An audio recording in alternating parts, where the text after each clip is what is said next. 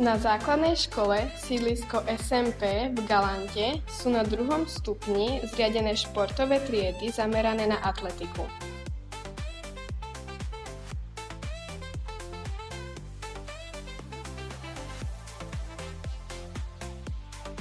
Žiaci majú v týždni 3 až 4 vyučovacie hodiny športovej prípravy a 2 vyučovacie hodiny telesnej výchovy. Žiaci sa venujú okrem atletických disciplín všeobecnej pohybovej príprave, získavajú špeciálne pohybové zručnosti, vykonávajú kompenzačné a posilňovacie cvičenia.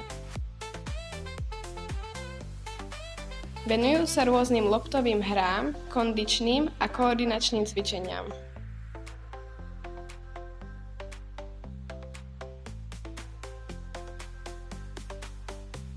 So žiakmi pracujú kvalifikovaní tréneri a učitelia športovej prípravy.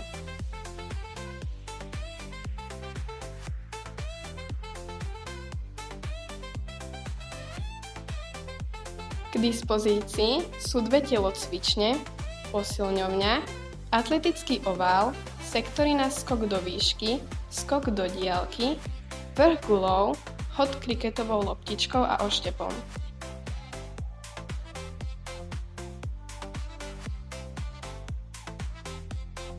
V športovom areáli sa nachádzajú 2 pieskové ihriská na plážový volejbal a futbal.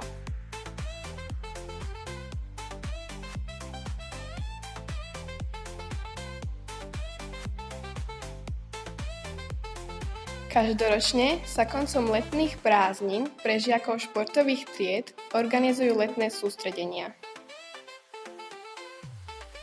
Žiaci sa zúčastňujú atletických súťaží, kde reprezentujú školu, atletický klub a mesto Galanta v rámci západoslovenskej oblasti a tiež Slovenska.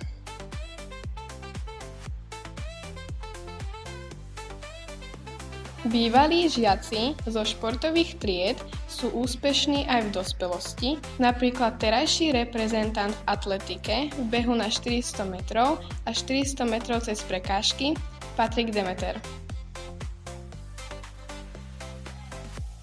Patrika stále trénuje náš bývalý učiteľ a tréner, pán magister Jozef Gál.